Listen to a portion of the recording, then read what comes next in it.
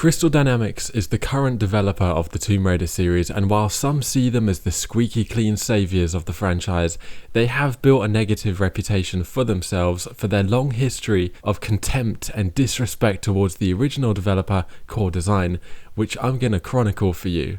This is to let anyone know who might not know why Crystal are so disliked and come off as toxic. I'm also going to rationalize why it's felt that Crystal Dynamics have failed both the character of Lara Croft and the gameplay of Tomb Raider twice.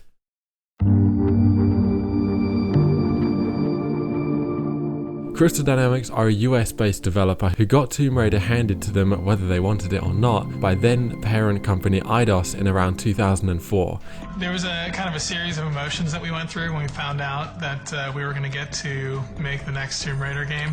You kind of realize, holy crap, we have to make the next Tomb Raider. This was after UK-based Core Design, the founding developers of Tomb Raider's 6th and last Tomb Raider game, failed horribly due to Eidos forcing 5 Tomb Raiders in 5 years from Core Design, with the 6th one developed concurrently with the 5th. There have been 2 eras from Crystal Dynamics, as in 2 reboots, so 2 timelines. The Legend trilogy and the Survivor trilogy, of which both times they've deviated massively from the franchise roots. Right out of the gate with Crystal's first Tomb Raider, Legend, in 2006, they showed their uncalled for hostility. Preemptive note: in isolation, a lot of the things I'm going to present are inconsequential, but collectively do absolutely make a case for why a lot of the player base do not like these guys, so stay with me until the halfway point at least. When promoting Legend, these are the kind of comments they'd make. What do you have to say to anyone who may have lost faith in the Tomb Raider series? Well, first of all, I understand. You know, you played 6 games in a row and they were all kind of the same. The interactions you have in those tombs, it's less about pulling a switch in one room and then running to a door 5 rooms away. Her gear is all visible on her. She comes in with her pistols. You don't put 5 million weapons into her backpack. We and everybody else still thought that Lara was cool. We were just frustrated with the game. It is business 101 not to criticize someone else's work, especially within the same product line, in order to make yours look superior. It's just poor conduct. When Crystal released their revised replacement character biography for Lara to the public, it said, quote, "Predictably, there have been a number of unofficial biographies printed about the young Countess that attribute wild and fantastic feats to her exploits, ranging from the discovery of living dinosaurs in the Congo to infiltrating the infamous Area 51 in Nevada. The official line from the Croft estate to these works is simply that these books are utter rot. Disgraceful, trashy works of total fiction," end quote. That's either an innocent wink to the fanbase or a condescending, reductive shot at Core Design. I might have considered it to be the former, but in combination with everything else just makes me interpret that as unwarranted nastiness about the classic Tomb Raiders. The opening title montage of Legend shows a classic Angel of Darkness Lara render immediately being figuratively mowed down by Legend Lara's motorbike. The placement is a little bit too convenient. It just happens to be the only classic Lara render among all the other imagery, and just happens to be followed by new Lara's bike riding over it. In the Peru level, the Angel of Darkness character model from early in Legend's production is suspended outside the map, a few inches underground beneath a heap of dirt, no doubt symbolizing classic Lara's burial. This can't be a coincidence that it just happens to be a few inches beneath dirt in a burial chamber in a flashback sequence. Starting to see a theme here, wouldn't you agree? While Crystal were working on Legend in 2006, Core Design pitched a remake of Tomb Raider 1 to SCI, the company who absorbed Eidos but continued to trade under the Eidos name, and they actually greenlit it. Crystal caught wind of this and went running to Eidos/SCI behind Core Design's back to convince them to cancel it and keep Tomb Raider in one place under Crystal. Eidos allowed Crystal to develop their own Tomb Raider 1 remake for 6 months unbeknownst to Core, so Eidos were devious enough to have 2 developers essentially making the same game, with Crystal knowing but not Core knowing. Core did not know about the Crystal Dynamics project when they were suddenly told to stop development. They only found out they'd been strung along and Crystal had their own remake, which is the one that exists today, the same week as the general public got the announcement. After Legend released, an employee of Crystal had something scoldingly mean-spirited to say on his blog. Quote, This is hilarious. When I first heard it, I thought it was a joke. In a last-ditch effort to remain a company, they were hard at work trying to take a project right from under our noses. You can imagine that most of the staff here at Crystal were not too pleased by the move, and we would have been downright fucked if we lost that IP. But luckily, SCI did not bite on the project, and Core has recently been bought out by Rebellion. They probably spent 6+ months developing this half game, and in the end, nothing comes from it. I love it. Serves them right. And anyway, after Angel of Darkness came out, who wants Core to handle any project anymore? Especially Tomb Raider, they beat it into the ground. End quote. Damn. Granted, it's only a blog post saved on a forum before the blog itself was taken down, which even Google's cache no longer retains, so feel free to discount it, but I doubt it's been made up as it does corroborate the events. Unfortunately, the scrambled together nature of Crystal's remake shows, as it has many areas missing from the original game, and what was remade was redesigned beyond recognition, so it was more of a loose reimagining put together for reasons of spite and cynicism rather than a faithful remake made with love and respect for the original. Core's version of the game was leaked in 2020, and while the controls sucked due to the unfinished nature, it was shaping up to be an actually faithful remake, which makes sense when you consider how it was a studio remaking their own game. The animosity from Crystal shows when you see that they were petty enough to cover up Core's logo in the cover art section in the extras menu of their remake. Objectively speaking, that is pathetic. In their Tomb Raider anniversary, there's an unlockable quote-unquote classic model that's not the original Tomb Raider 1 Lara model, but a deliberately mockingly ugly recreation of it, clearly intended to just take the piss out of the original. The unlockable developer commentaries in Anniversary are filled with belittling remarks about the original and why theirs is so superior. We wanted to sort of add some symmetry to the room and a little bit of balance to it so it didn't seem such like an architectural hodgepodge. But in our defense, we did make the centaurs less cheap than they were in Tomb Raider 1. Regarding Crystal's third Tomb Raider Underworld, even though Core no longer existed, the creative director during an Ask Me Anything couldn't help but slate Core again by saying Angel of Darkness is a study in what not to do. True or not, that's just unnecessarily derogatory towards another studio.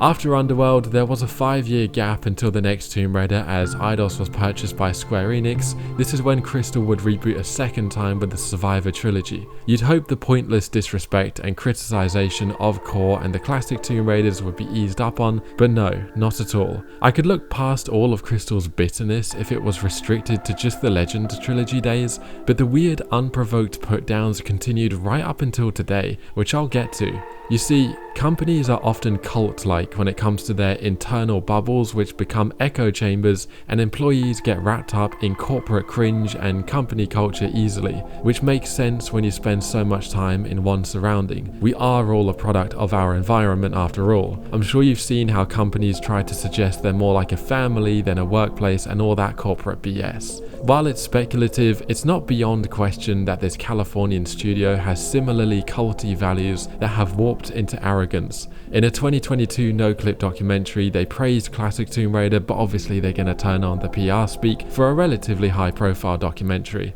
They said they offered their Legacy of Kain Engine 2 core design back in the day, and that may or may not be true, but what I'm presenting here are the many dents in the veneer, so I personally do not believe that.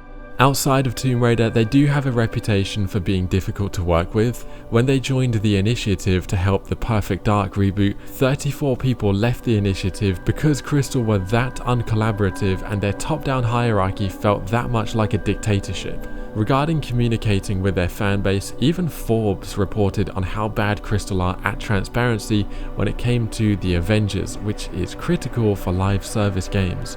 They even promised no pay-to-win features. So our promise to the community is that we won't have random loot boxes or pay-to-win scenarios. Yeah. But changed their minds and did it anyway. Admittedly, they did change their minds again, but they had already shown their dishonesty. For an Ask Me Anything for a Tomb Raider community stream, they said, "We will not be answering franchise questions during the Ask Me Anything," which obviously defeats the purpose of an Ask Me Anything. Moving back to Tomb Raider and their next reboot, lead writer of the new Survivor trilogy went on record publicly calling out classic Lara as an ice queen, which is misrepresentative and professionally ignorant. Lara was a hardened lady in the core design games, but she wasn't a rude, icy bitch with a bad attitude. Anyone who actually paid attention to the cinematics would see Lara had a lot more depth than that. The classic games had so few cinematics that it would have been an easy task to just research the character by looking at a cutscene playlist, but I guess the company would rather perpetuate their own made-up image of the character, reality be damned. In 2021 in the Netherlands, the World of Lara Croft Story World exhibition was created, approved by Crystal Dynamics, where in one of the exhibits, Lara was called a sexist trope. It went on to insinuate that their rebooted take on Lara was more relatable and realistic, and as this is said in the context of Lara's model, that is body shaming women who have big tits and a big ass. Apparently, women do not come in all shapes and sizes and should not be celebrated. Instead, if a woman is curvy and athletic, she's automatically classed as unrealistic and unrelatable, which is extremely dehumanizing towards such women. It's hypocritically self-righteous coming from Crystal when, as soon as they took over the franchise, was when Lara started wearing ripped skimpy dresses with her lace thong showing, wetsuits that cover everything except her ass in levels that happen to have tight crawl spaces, and having bikinis as DLC. Classic core design Lara never actually dressed this provocatively in the original games. In the marketing, yes she did, but not the actual games themselves. That only started with Crystal. Moreover, sexism is discrimination on the basis of sex/gender, so may someone please articulate how this is discriminatory on such basis? When Shadow of the Tomb Raider released, it featured a couple of classic outfits. One was snarkily described as being more nostalgic than functional. This is beyond hypocritical when you consider that the same game forces you to climb cliff faces wearing sandals and a skirt, but somehow, effectively this is dysfunctional? What? They try taking a stab at the Angel of Darkness model by saying it's perfect for the dark alleys of Paris, but can't even get their own snidiness right when you consider she never even wore that in the Paris location at all anyway. When remasters of Tomb Raider 1 to 3 were released, which were developed by Saber Interactive and published by Aspyr Media, Crystal Dynamics, who didn't really have anything hands-on to do with it, felt compelled to force a scathing disclaimer about the games, saying that they contain offensive depictions of people and cultures rooted in racial and ethnic prejudice. These stereotypes are deeply harmful, inexcusable, and do not align with our values at Crystal Dynamics. This is the company that was depraved enough to make Intimate Violation a QuickTime event, imply themes of incest, and feature a literal paedophile in their cast of characters. Who's this little fox, huh? Oh, she's cute, huh? Yeah, it's Alicia. Alicia. It's my daughter. Oh. 14 years old. I'm not against a disclaimer being there in itself, but the wording is unjustifiably harsh and demonizing of core design. It being worded as that the game is rooted in racial and ethnic prejudice suggests that the individual people from core were actually racist themselves. For reference, this is regarding a level depicting a South Pacific island as being inhabited by cannibals, even though cannibalistic tribes did exist in the South Pacific, which is anthropologically observable fact. Regardless, the disclaimer itself could have been more neutral by simply saying something like, "This game contains elements some players may find offensive, however does not reflect the values of anyone involved in the creation of it." There, that gets the message across in a more professional, level-headed way, and nicely covers everyone from Core to Saber to Aspyr to Crystal. But instead, the current disclaimer only mentions Crystal's values and in a patronizing and vindictive tone. Like I said before, in isolation this stuff is inconsequential, but looking at it together, I don't think anyone could be considered irrational for coming to the reasonable conclusion that Crystal just have a stick up their ass after seeing way too many instances of sour resentment from them. So that's a look at the constant vitriol Crystal has towards core design, classic Tomb Raider and classic Lara. So let's have a look at how it's affected the games themselves and their respective Laras, and the other side of why not all but a lot of longtime fans have disliked their mishandling of the property.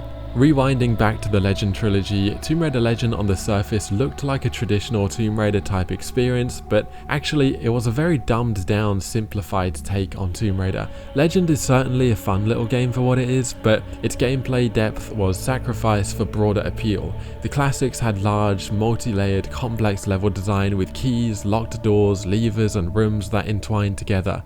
Legend, on the other hand, opted for a much more linear approach with very short, small-scale, bite-sized levels that did away with backtracking, creative pathfinding and mastering of your environment, instead introducing frequent cutscenes, and because they were popular at the time, QuickTime events. Platforming and movement became very automated with magnetically course-corrected ledge grabbing to take away that sense of risk and danger from platforming, which itself had become reduced to just shimmying and pole swinging galore instead of true platforming. Instead of looking at the roots of Tomb Raider, it seemed like Crystal just copied the aesthetic of the Angelina Jolie films and combined it with the gameplay of Prince of Persia: Sands of Time, which is about as risk-averse and safe as they could have been. This did bring in a heap of new fans and some returning ones who were burned from the Angel of Darkness, but a lot of prior fans felt this was not a modernized take on the classic formula, but instead a diluted one. The point of a reboot is to reconstruct the pieces, not scrap them.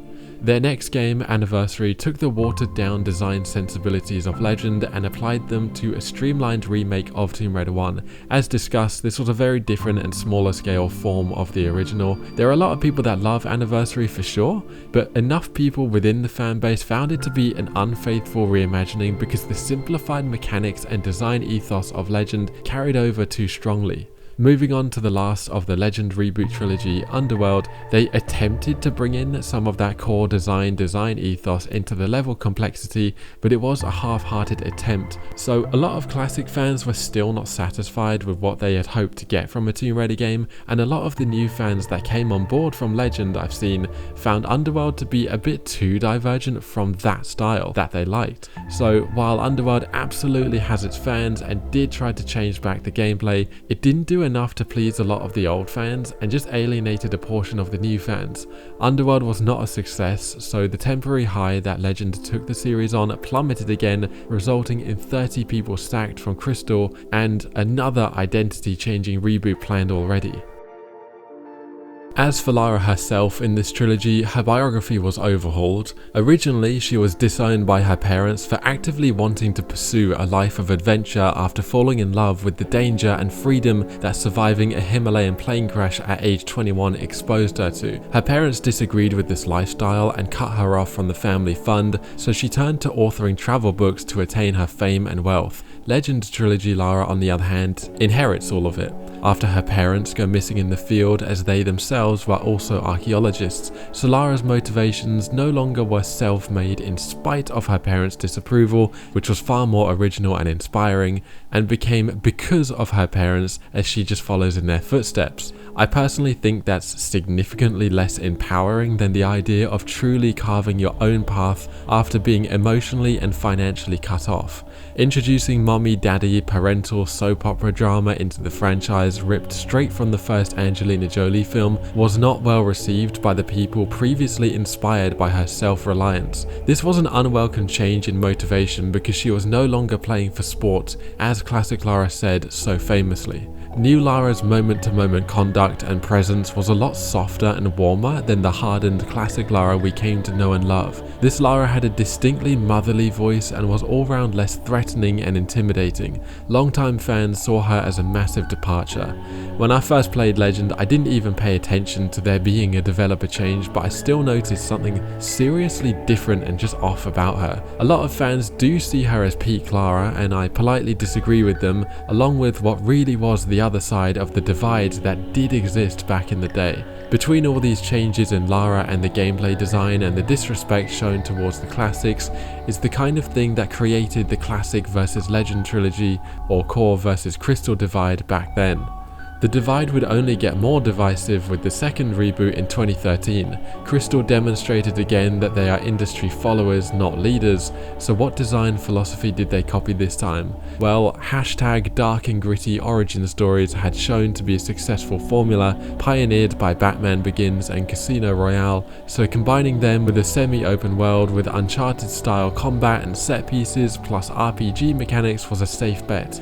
While level design did open up a bit in some ways and the restrictive magnetic ledge grabbing was dropped for classic style mid-air steering again, this new formula was, while fun in its own right, still not even pretending to be what the franchise was known for. An overabundance of cover shooter gameplay aiming for the lowest common denominator became the priority, with tombs sectioned off to side missions. Tomb Raider 2013 was extremely successful and brought in many new fans because of their driven by a committee market research checklist paid off, but objectively this was at the prolonged sacrifice of Tomb Raider and Lara's identity. The next game, Rise, dialed back a bit on the combat and did expand the level design to a degree and was also very successful, but again, between this and the pot shots Crystal still loved to take at the classics, original fans were still just wanting to just have a Tomb Raider that actually felt like a Tomb Raider again. Shadow of the Tomb Raider was started by Crystal Dynamics before they got put onto the Avengers, so they supervised their sister studio, Eidos Montreal, to continue production with Crystal overseeing it. The marketing was all about how we were to experience Lara's hashtag defining moment